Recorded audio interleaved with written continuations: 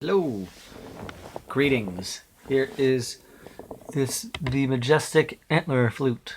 As you can see, it is very curved and fun. Some heads up on the instrument right off the bat. This particular part right here from this band of waxed linen cord, to get through the flute from both sides eventually when I was making it, I had to lop this part off and then reconnect it later. It has a little like a kind of a cylindrical like tube on the inside of the antler, and so these pieces have been kind of like jointed back together and glued very nicely, but don't hold it from here, just as a safety thing, okay? Like always grab it from the body, or like, the mouthpiece has been like gorilla glued onto and inside of this wood, as like it slides into this wood. So it's pretty sturdy here, and it's really sturdy here, but don't grab it here. Don't let anyone grab it from here. Aside from that, which is just more of a safety thing to make sure that the seal stays good. General stuff with this one. It's got its leather lace, some nice dangles coming on it here.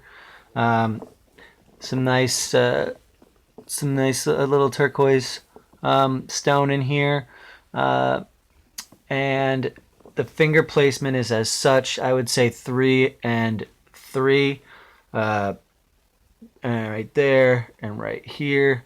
You can do the claw method, like in standard native playing.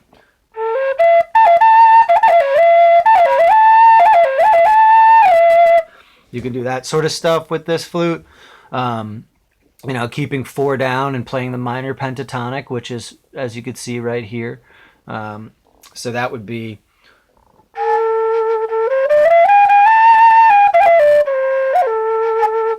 upper register techniques. If you overblow, you can achieve it by opening the top hole. You can actually overblow by keeping them all closed. That one is actually more in tune if you keep them unclosed. You can do this pass.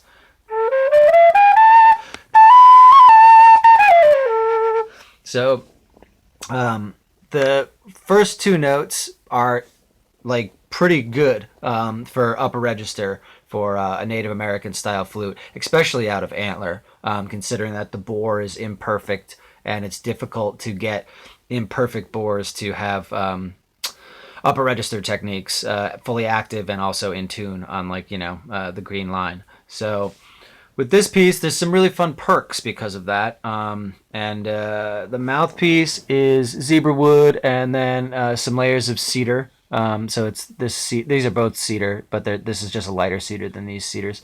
Mouthpiece has been hit with Danish oil and carnauba wax. You can always re-carnauba wax the whole flute if you want to, in terms of maintenance. It's just a natural wax or paste that you could get in most hardware stores. I use it to basically protect like the flutes as like a kind of this semi-sheen patina that can go on them. It's a simple natural like paste. You rub it on wood and other things, and then like once it dries, you buff it off with a dry cloth, and then it gets a nice little gloss on it. Aside from that, let's see. I will wipe this puppy down with some rubbing alcohol before I wrap it up and bubble wrap and ship it out, so it'll be fully sanitized and whatnot. Aside from that, don't hold it from here. Hold it from the body or the mouthpiece when it's being handled. The playability, it's got your standard minor climb, and then it's got 2 notes in the upper register that work really well. The breath pressure sensitivity for your chest and lungs and blowing through it, it's about moderate, like medium. It's not you can be soft with it, and if you're really forceful on the low notes, they'll pop up into the upper register. So the main thing with this piece is be disciplined with be disciplined with the first three holes with your breath pressure so that you're not breaking up into the upper register. The main way I make the mouthpiece, it's essentially like this fascinating kind of glorified whistle. So I used some Purple Heart up here.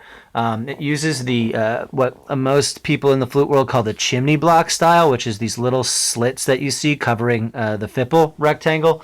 That's just to block the wind. Helps a lot of the time. So this particular flute, it has some good volume for just being naturally audible. And the main thing with it is to just if it's traveling around with you, like try to wrap it in a cloth, or something that's protective for it. And Yeah, that's pretty much the rundowns on this guy. It's very easy to play. All you have to do is just blow like very, very gently. And then you can put about a medium amount of force into the instrument and it will operate, respectively. So yeah, I really, really love this piece. And I'm really happy that you are going to be the recipient of it. Thank you so much. I hope it treats you well. On the inside, there's what's it called? I've had to use some like lacquer, like polyurethane, to strengthen the inner walls of the bore.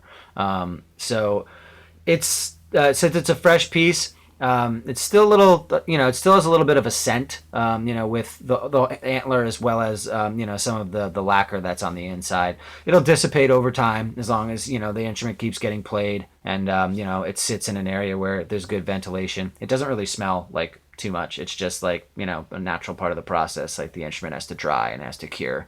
It's been curing for about, probably like close to a month. So it's good, but you'll notice.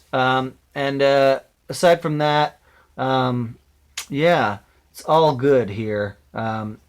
The this particular piece, just be mindful. There's this itty bitty little like hairline crack here that's like just kind of near the mouthpiece.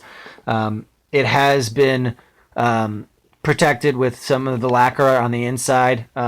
And hopefully it doesn't, wood expands and contracts with moisture and heat and different things. So just keep an eye on it.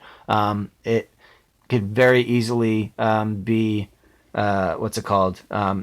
If you need to do any like minor maintenance on this thing, I would just suggest first doing, like if you have like a really fine super glue, like if it ever like has a problem, it opens up or something like that, just like dribble a little bit of super glue on the top of it here. You can feel it. It's a little bit raised, but it does not affect sound quality at all. It's just this particular piece of wood. It had, when I was crafting it, it just wanted to do what it wanted to do. It was already very far along in the piece, so I kept it as, certain flutes have minor imperfections and things like that. But aside from that, this thing's flawless. Yeah, rock on. Those are all the ins and outs of this beauty. I don't think there's much more to say than that. You can play the full octave plus 2 extra notes, so it's about a 1.2, which is really rad. And I hope it treats you well, and I hope it treats others well, and it does the job for those that get to listen to its beauty and its tones. It has some it has some really good clarity. It also has some nice breathiness to it. So like it's kind of this happy medium where you can, certain flutes every flute is different. So that's one of the things about it is this one has a lot of expressivity to it. So yeah, have fun exploring it. It's not a complicated instrument. It just needs to be handled with care. I really am super grateful for you. So thank you so much. And I will ship this out tomorrow. And my deepest thanks and blessings and love to you. So play it well, enjoy it. It'll take good care of you as well. So thank you.